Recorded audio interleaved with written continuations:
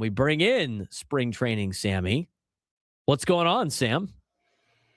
Hey guys, doing well. Much nicer day here in Peoria than what we had yesterday, which was a lot of cold and wind and a little bit of rain, but it was a little chilly this morning. But now bright blue skies here in Peoria. Some live BPs going on right now. Yuki Matsui just threw. David Morgan is throwing right now. And of course, tomorrow we have the Cactus League lid lifter, if you will, with Logan Gillespie making the start. So that should be very exciting. Let's talk about Logan Gillespie for a second. I mean, obviously the first starter of the season, usually a bullpen guy, but Craig Stammen mentioned when he talked about Logan Gillespie, he is a Swiss Army knife. I mean, they think he could do a lot of different things. I mean, obviously he's another one of those guys that is out of options that would have to make the team, but what did Craig say specifically about what's so appealing about Logan Gillespie and factoring into this team?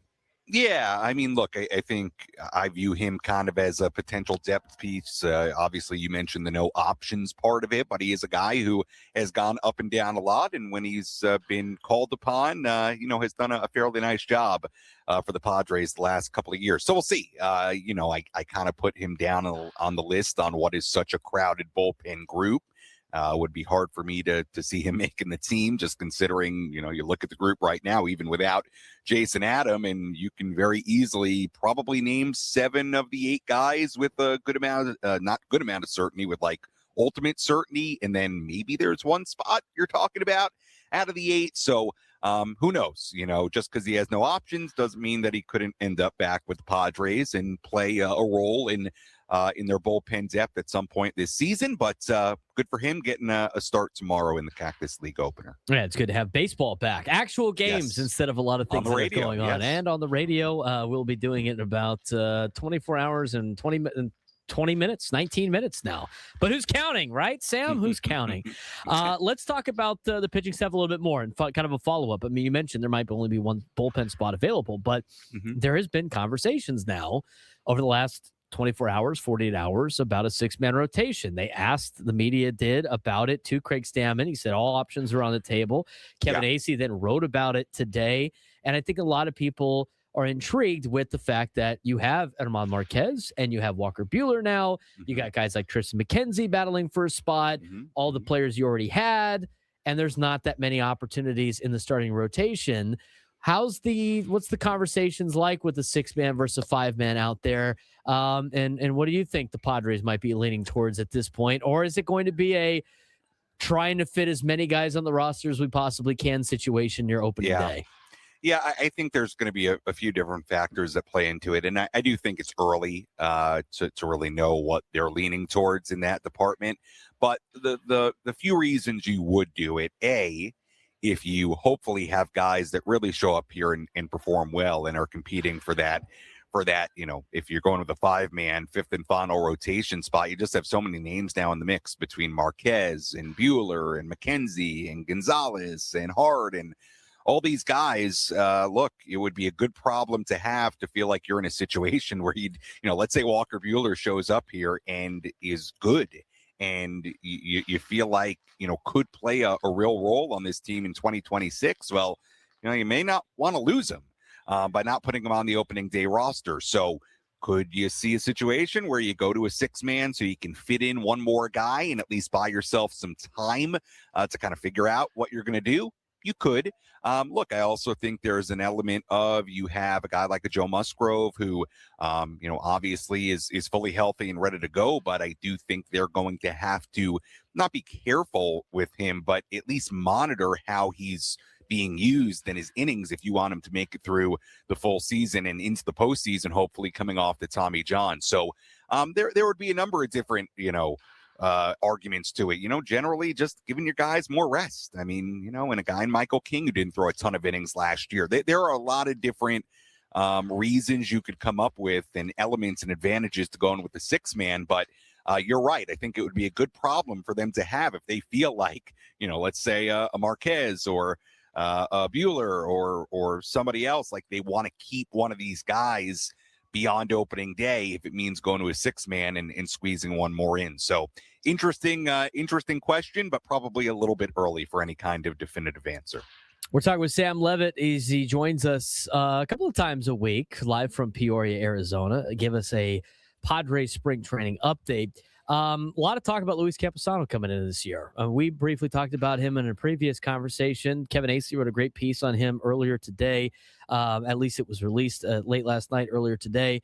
But when it comes to Luis Camposano, a lot of guys in the organization are saying a lot of good things about how he has changed kind of his mindset, his attitude, not, more of a sense of understanding what it's like to be a pro. And the quote was, he's fallen in love with the game again. What have you seen out of Luis Camposano around the team? I mean, he's a very introverted guy, doesn't like to be out there as much, but it sounds like he's really embracing getting to know his teammates more and kind of that professional role that he might have not had to have had before becoming a professional baseball player.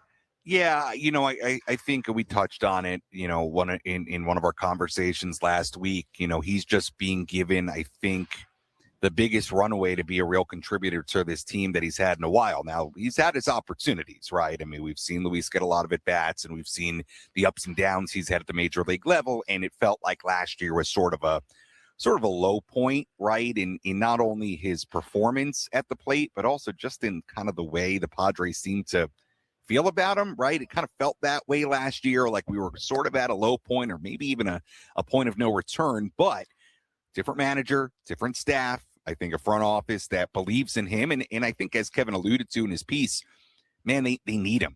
Like, again, like I said last week, Freddie Fermin's in a situation where he is being relied upon as the number one catcher for the first time in his career. It's generally a position where you see some split of time, and you need a second catcher to play quite a bit and be productive. So I'm with the general feeling around here of he is a very, very important player to this team. He really is, both offensively and what he's going to be asked to do potentially behind the plate as well. Seems in good spirits to me, seems very focused to me, and is doing all the right things from everything I've heard and I've seen. So hopefully a sign of things to come for Luis, because I think he's a very, very important part of this team. He might not be a guy you think of right away as being somebody who's pretty vital, but you could definitely make the argument he's kind of a wild card to this team of what they can get and what his potential continues to be. We got a lot of those players here with the San Diego Padres. A lot of high ceilings, I think, this year for a lot of different players. We've talked about now some of the players that are coming back, but also some new players. I mean, Walker Buehler is a guy that has had a great career, and then all of a sudden an injury happens, and he has just been trying to find himself ever since. He finished last year in Philadelphia on a little bit of a hot run after not being able to have success with Boston. He's battling for a spot. He's only 31 years old, just threw a bullpen yesterday or 2 days ago, if I'm not mistaken, for the first time. How's Walker Buehler been in camp from your observations on some of the things that you've seen? Yeah, I think, he's only been here a couple of days, and that bullpen was yesterday, so he's thrown one. The thing that stood out to me about that bullpen in particular, and I never pretend to be the pitching guru, especially when I'm looking at a major league bullpen, because quite frankly, they all seem pretty good when they're throwing in the bullpens and the glove is popping. They all sound really good. But what stood out to me yesterday from that pen was just how closely he was working with Ruben. I mean, this was, a situation where it was one-on-one attention, right? And it was part of the timing. There were only a couple of guys throwing, and sometimes, you'll be out there and 3-4 guys are throwing and Ruben's kind of bouncing back and forth. But whether it was intended to be this way or not, it was very much a one-on-one session between Ruben and Walker Buehler, and there was a lot of communication. Joe Musgrove and Michael King, who's walking by right now, were out there and and also kind of watching him. And based on what he said to the media a couple of days ago, look, he's appreciates the opportunity and I think understands he's just here trying to make a team. The interesting thing about him is that the very end of last season with Philadelphia, he actually put together some good starts. He felt pretty good about what he did in the offseason. And look, this is a guy who obviously has a lot of talent and has dealt with a lot of injuries. And I don't think it's crazy to think that if healthy and with a little bit of Ruben Niebla magic, there's something still left in there. And, beyond that, Braden, the Padres need the depth. I mean, whether it's on an opening day roster in starting rotation, or it comes in June, and if Walker's comfortable going down and pitching in El Paso for a while, again, I don't know what the answers to those questions are going to be when it's all said and done at the end of camp, but they need the depth, and bringing in a guy like that who has that kind of resume and has talent, and you get him with Ruben Niebla, I don't think it's crazy to think at all that there is something untapped in there, and hopefully the Padres can bring it out of Walker Buehler. We're talking with Sam Levitt out there in Peoria, Arizona, part of our couple of times a week that we have him on to give us an update on what's going on at spring training. Sam, you've been to a lot of these last couple of years. You've been to multiple spring trainings here with the San Diego Padres. A lot of good content, obviously, that you are putting out there. But I've noticed, maybe it's just a slight notice because they're coming back. But, the team camaraderie continues to build with guys that have been here. And it's the same teammates over and over again. I think that is a huge factor a lot of the times when it comes to professional organizations. I'm thinking mostly close to the competition they had with the infielders that you put out there on social media, but seems like the internal competition has been fun. Seems like the team is starting to is building even more than previous years. Yeah, it is interesting. And the morning guys asked me some type of this question as well.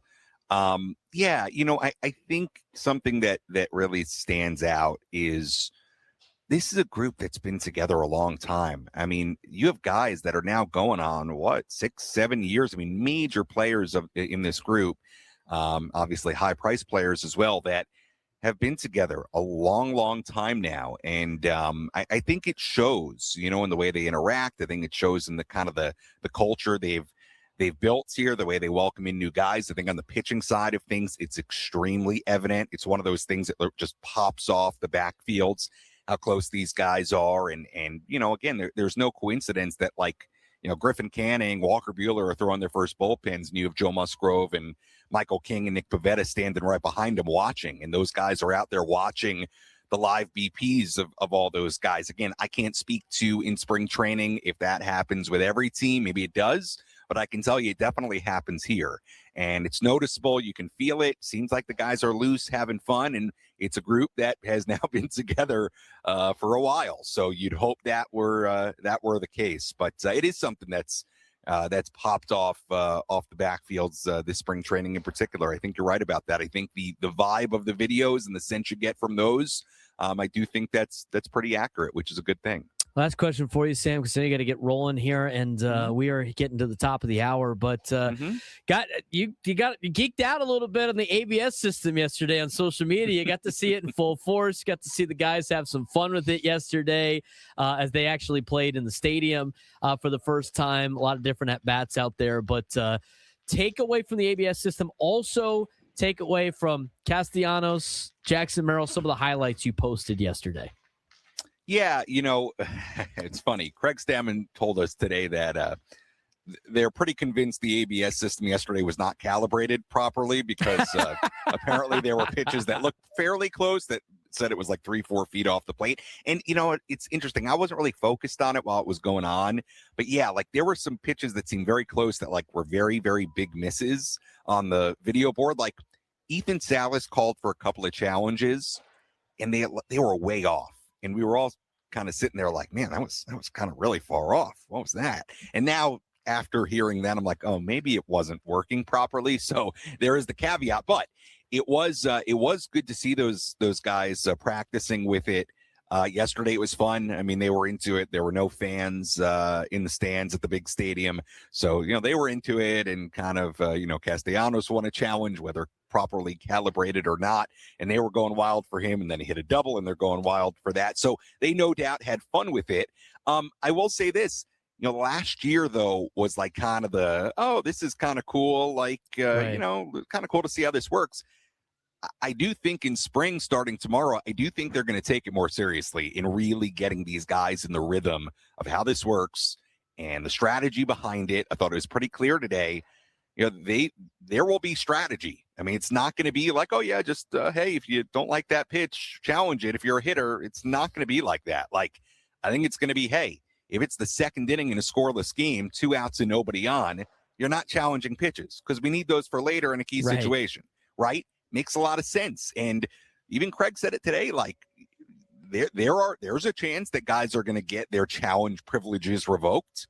Like, which to me makes sense. If you're not responsibly challenging or you're proving that you can't do it successfully, well, then you might be at a spot where it's like, hey, you're not going to do that anymore and waste our challenges. So it is going to be a stretch. Like, I on one hand, I think it's going to be a very, very little change. On the other hand, I know we're hitting the top of the hour. On the other hand, like, I do think we're going to notice it late in games more than we're anticipating, because you're going to be in spots where it's the 8th inning tie game, runners on second and third, 2 outs, and there's a 2-2 pitch off the corner that with a challenge would have been ball 3, and you don't have a challenge left, and it's called strike 3. So I think it's going to be, on one hand, a very subtle change, and on another hand, I think it's going to be something we talk about. I do. I think so too, Sam. I mean, there could be a situation, a guy gets emotional first at bat in the first inning, he burns all 3 challenges right there, done for the day. Sam, appreciate the time. Enjoy the sunshine. Look forward to talking to you next week. And when we talk next week, we'll actually have some games to talk about, which is going to be fun. We go. All right, sounds good. Thanks again to Sam Levitt joining us live from Peoria.